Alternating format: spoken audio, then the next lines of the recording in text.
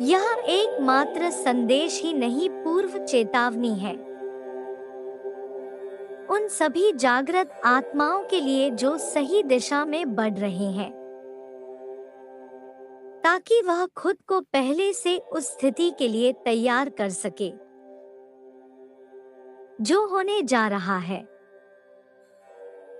आज किसी भी कारण यदि तुम इस संदेश तक पहुंच गए हो तो भाग्यशाली हो। इसे पूर्ण रूप से समझे बिना मत छोड़ना। जब तक परिवर्तन की डोर मानव जाति के हाथ में रहती है, वह विनाशकारी कार्य करता ही चला जाता है। किंतु जैसे ही वह डोर प्रकृति अपने हाथों में पकड़ लेती है, सब कुछ स्तंभित दिखाई पड़ता है। मेरे प्रिय, आने वाला समय कुछ इसी प्रकार होने जा रहे हैं,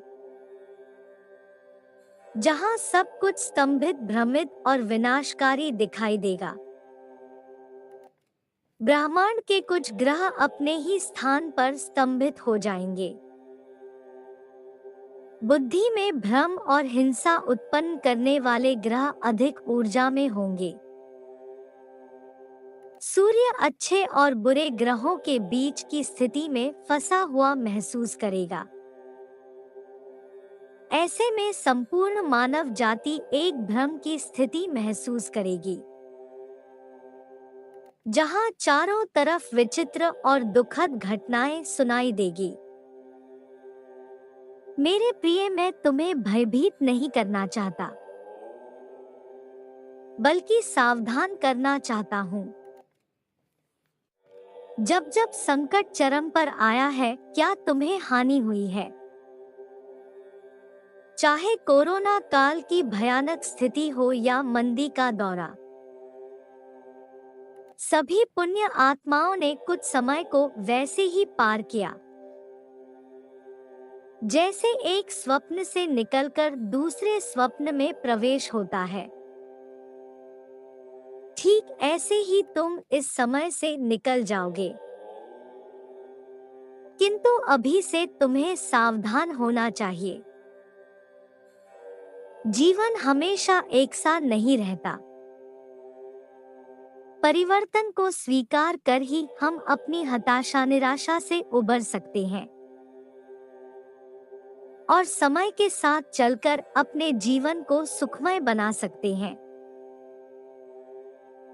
दरअसल परिवर्तन को स्वीकारना ही हमें गतिशील बना सकता है। परिवर्तन को स्वीकारना साहस का काम है, क्योंकि इसके लिए गतिशील, कर्मशील होना होगा। जीवन में आई मुश्किलों से संघर्ष करना होगा।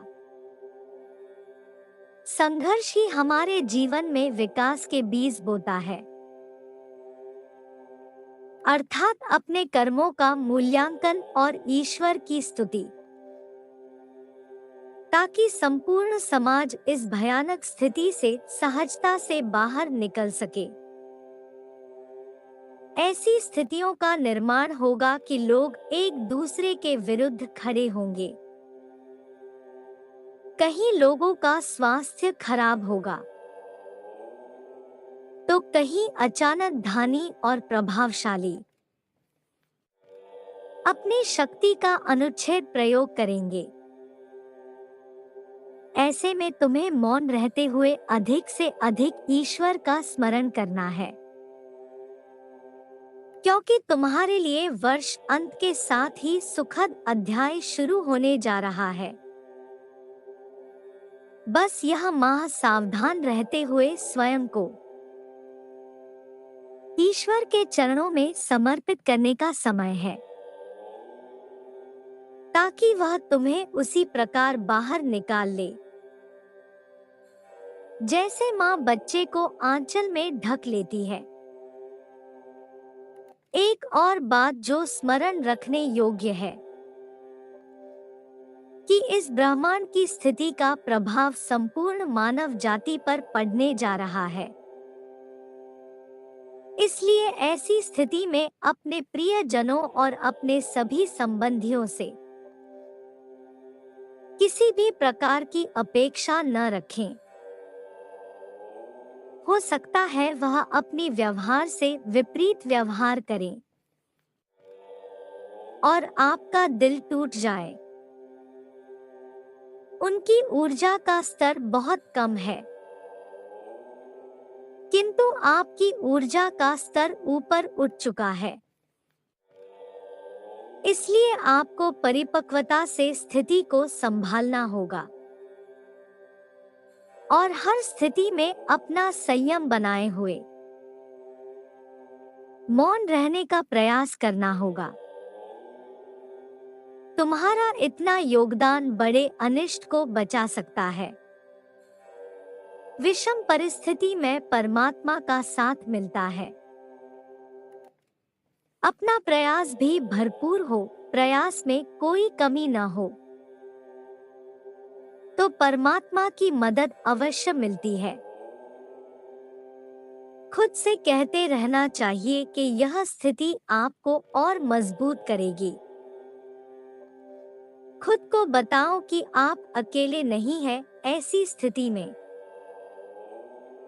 ऐसा सबके साथ कभी न कभी होता है। खुद को याद दिलाते रहो कि समय अवश्य बदलता है। आप ऐसी स्थिति में आए हो तो कुछ समय पश्चात निकल भी जाओगे। ईश्वर पर विश्वास और मजबूत करें। क्या तुम इसके लिए तैयार हो?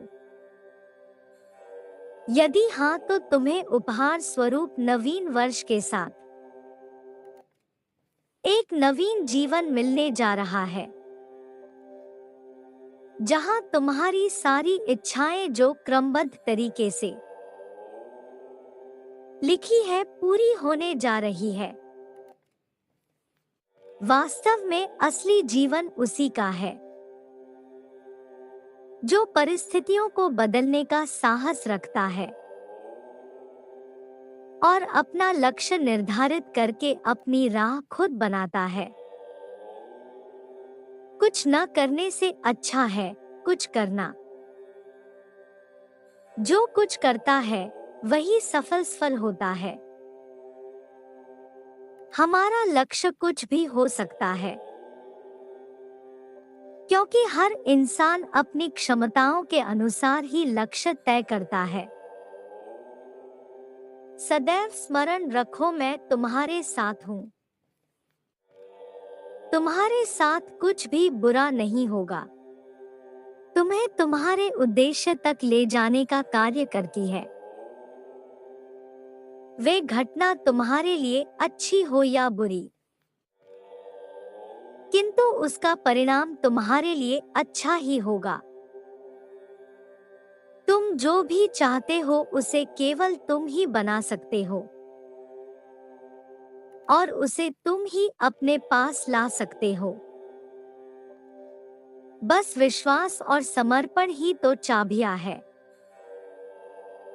जो ब्रह्मांड से अनंत खजाना दे सकती है।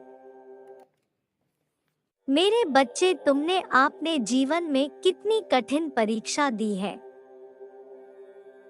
कुछ भी मुझसे छुपा नहीं है,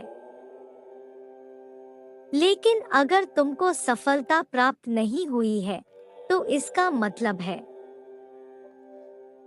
तुम्हारा अभी समय शेष है और तुमको बहुत जल्द सफलता प्राप्त होगी। मैं तुम्हारी मेहनत को देख रहा हूँ और तुम्हारे लिए एक उचित योजना बना रहा हूँ, जिससे तुम्हें तुम्हारे मेहनत का फल मिल सके। तुम्हारी परीक्षाएं परिवर्तनकारी शक्तियां हैं जो तुम्हें सबसे गहन सफलताओं के लिए उत्प्रेरक के रूप में काम कर रही है। अपने जीवन में अच्छी चीजों को आमंत्रित करने के लिए अनावश्यक नकारात्मक वस्तुओं को बाहर निकाल फेंको, ताकि तुम उसे खालीपन को महसूस कर सको। जिसकी तुम्हें आवश्यकता है। मेरा आशीर्वाद तुम्हारे साथ सदैव रहेगा। तुम्हारा कल्याण हो। खुश रहो मेरे बच्चे।